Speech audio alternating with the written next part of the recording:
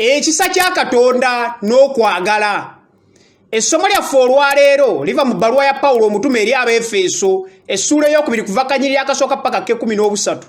Naye akanyiriri k'okuna kagamba nti, naye Katonda kubanga ye mugagga w'ekisa olw'okwagala kwe okungi kwe yatwagala ffe. Katonda ye mugagga w'ekisa n'okwagala. Amazima gali nti ekisa n'okwagala byombi byetaagisa okuva eri oyo abituwa.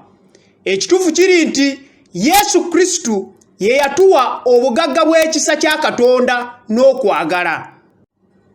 Okuva mu kanyiriri kaffe akakulu tulaba ekigambo ekyogera nti omugagga w'ekisa Katonda bwe yatuwa ffe bwe yakola bino wammanga. Ekisooka bwe yatufuula abalamu awamu ne Kristu.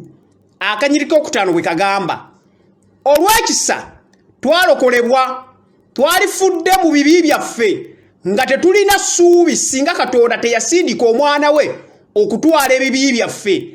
Era ebibi byaffe Katonda yabissa ku Yesu Kristu bwe yafiira ku musaalaba. Ebbaluwa ya Pawulo omutume ey'okubiri eri Abakolinso essula ey'okutaano akanyiriri ka 21 kagamba nti, ate amanya kibi yamufuula ekibi ku lwaffe, ffe tulyoke tufuuke obutuukirivu bwa Katonda mu ye. Ffe abakkiriza era abayaniriza Yesu Kristu mu bulamu bwaffe kaakano tulina obulamu obutaggwaawo. Yokaana essula ey'okusatu akanyiriri k'16 bw'egamba, kubanga Katonda atufudde abalamu mu Yesu Kristu. Okufa kw'omubiri si y'enkomerero, naye tulibeera balamu mu Yesu Kristu mu bulamu obutaggwaawo. Ekyokubiri, bwe yatuzuukiza awamu ne Kristu. Akanyiriri k'6 bwe kagamba, okuzuukira kwa Yesu Kristu kutuukiriza ebyo byonna bye yayogera. Ebbaluwa ya Pawulo omutume ey'olubereberye eri Abakolinso essula y'15 akanyiriri k'17 kagamba nti, era obanga Kristu teyazuukizibwa, okukkiriza kwammwe tekuliiko kye kugasa, mukyali mu bibi byammwe. Kubanga Yesu Kristu yazuukira, naffe twazuukizibwa wamu naye olw'okukkiriza. Y'ensonga lwaki tujaguza okubatizibwa, kubanga kano ke kabonero nti mwaziikirwa wamu naye mu kubatizibwa, era kwe mwazuukiriramu olw'okukkiriza okukola kwa Katonda eyabuzuukiza mu bafu. Abakolosaayi essula ey'okubiri akanyiriri k'12 bw'egamba, kino kitegeeza nti bonna abanaafa mu Kristu bajja kuzuukizibwa wamu ne Yesu Kristu mu bulamu obutaggwaawo. Ekyokusatu, bwe yatutuuza mu bifo eby'omu ggulu awamu ne Kristu. Akanyiriri k'6 bwe kagamba, bonna abali mu Kristu kaakano muyinza okuba nga muli wano ku nsi, naye mulina okumanya nti mutudde mu bifo eby'omu ggulu awamu ne Yesu Kristu.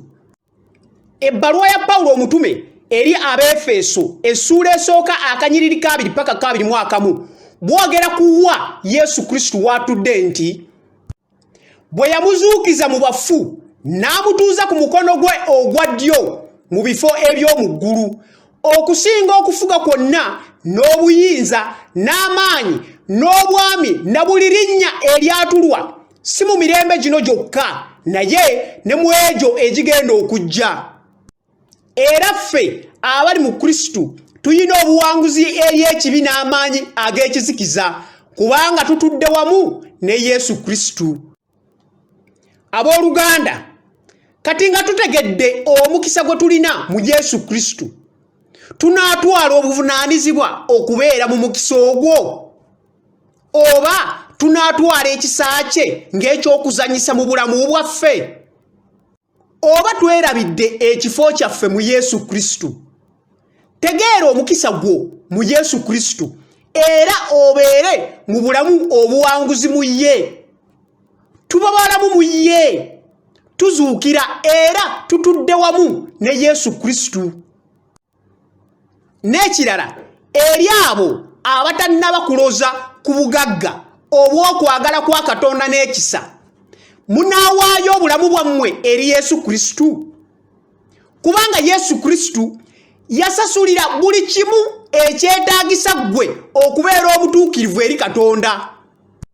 Ebbaluwa ya Pawulo omutume eri Abaruumi essula eyokusatu akanyiri ka 24 kagamba nti naye baweebwa obutuukirivu bwabuwa lwa kisa kye olw'okununulibwa okuli mu Kristo Yesu. Naawe olwaleero osobola okufuna guno omukisa bw'osalawo okukkiriza ekirabo kya Katonda eky'obwereere ekyaweebwa buli omu ku nsi eri abo bonna abanakkiriza omwana wa Katonda Yesu Kristo. Ekirowoozo kya leero kigamba nti kubanga mwalokoka lwa kisa lwa kukkiriza so tekwava gye muli, kyekirabo kya Katonda tekwava mu bikolwa, omuntu yenna aleme kwenyumirizanga. Abefeso essula ey'okubiri akanyiriri k'omunaana ku k'omwenda bw'egamba. Amiina.